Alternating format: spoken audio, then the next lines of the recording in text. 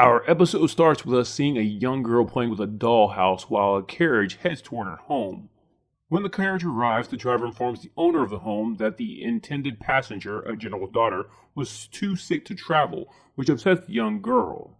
Meanwhile, the maid and stagecoach driver exchange rosaries in order to keep the driver safe, insinuating something is going on in the South, referencing illness.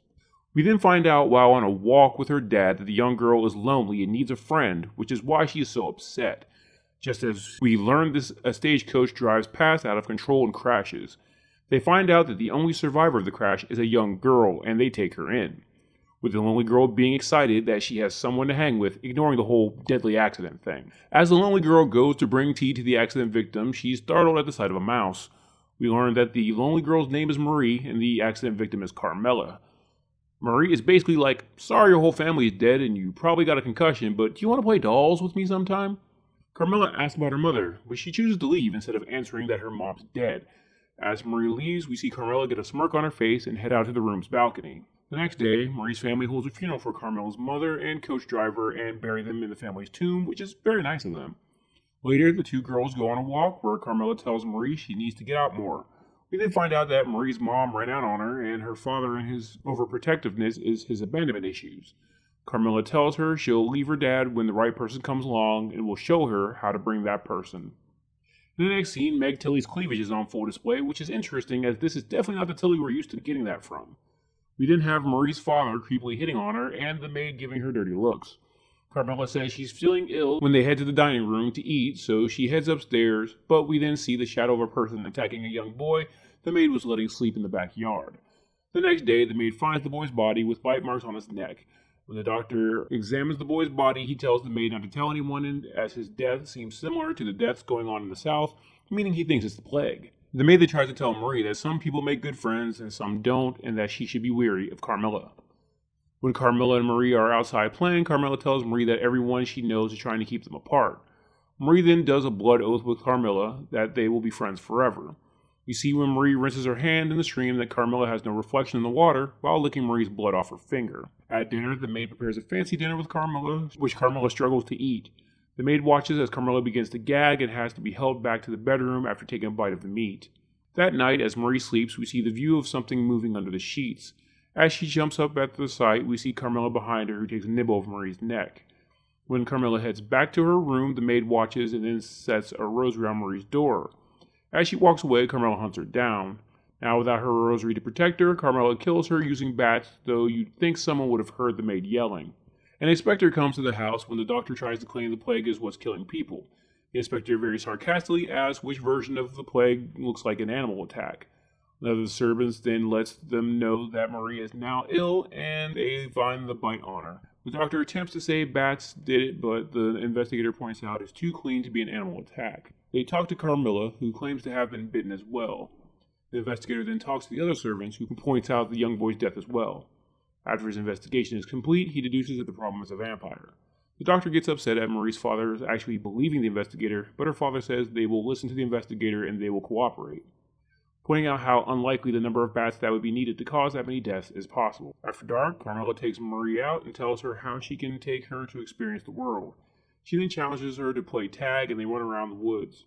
When Marie almost tags Carmilla, she disappears. Instead of going, that's not right, Marie is amused. Carmilla then challenges her to hide and seek and poofs away again. Meanwhile, back at the house, the investigator has pinpointed that the vampire is Carmilla and is preparing the house for her and informing everyone that the only way to kill her is a stake through the heart. Back at the game of hide and seek, Carmilla is now hanging upside down from a tree, and once again Marie sees nothing strange about that and instead allows her to feed. On the way back to the house, Carmilla informs Marie she has to leave soon. At the house, Marie tells everyone that they're skipping dinner and going upstairs, but the stairs are lined with flowers that are keeping Carmilla from going up. A cat then moves the flowers, and Marie guilts her dad into letting her have friends who disappear and hang upside down from trees. In her defense, though, she has been secluded her whole life, so I guess she wouldn't know other girls don't do that. Anyway, she takes the rosary off of her father and puts it on Carmilla to prove that she isn't a monster, and Carmilla is allowed to go upstairs. Marie's father, now annoyed and guilty about how he's held his daughter back, now wants to kick Carmilla out. The investigator tells her father if he does that, Marie will leave with her. He instead devises a plan to keep them separated for the rest of the night and attack Carmilla during the day. After Carmilla sees the inspector staying the night, she heads out to the balcony where we see her mother is outside the property and disappears. Later that evening, the inspector is locked in his room by Carmilla before he is gruesomely killed with a stake. That's pretty hardcore that she killed Peter Vincent, vampire killer. Anyway, Marie's father and the doctor, after seeing the inspector's body, then check Marie's room to find that she's missing. Carmilla has taken her to a crypt. The crew follow her, but Carmilla uses bats to attack them. Marie then heads outside to talk to her father after convincing Carmilla she's just going to say goodbye. Marie now apparently has superpowers as she manhandles her dad. When he tries to convince her that Carmilla is a danger to her and is responsible for all the deaths, she runs back into the crypt. The rest follow and stake all the bodies in the crypt who happen to be the bodies that were Carmilla's family that they thought died in the crash. The last coffin they open up ends up being Marie's mother, who begs them to kill her, which they do. They then leave the crypt, not actually finding Carmilla, with Marie feeling betrayed that Carmilla knew where her mother was the whole time, and that she didn't actually walk out on them. When they get back to the house, Marie checks her room. When she lays on her bed, a white mouse appears, and as she turns around, Carmilla shows up and tries to attack her, when Marie wants nothing to do with her. They struggle before Carmilla is impaled by a wooden spike on the wall, which is definitely a hazard since I guess they were hanging hats on it. Marie's father and the doctor then come in just in time to see the impaled Carmilla disappear. The episode ends with Marie asking them to close the curtains so that she can sleep and turning down her dad's offer to fix her doll. Thanks for watching. If you like these recaps, please leave a like and subscribe and hit the bell icon to know every time I update. There is now an option to be a channel member where you'll get access to exclusive recaps from late-night vampire catalogs like Showtime, Cinemax After Dark, USA Up All Night, and much more. If you want to help my channel grow, please check out my Patreon, where members can get exclusive content that can't be uploaded on YouTube, along with download options.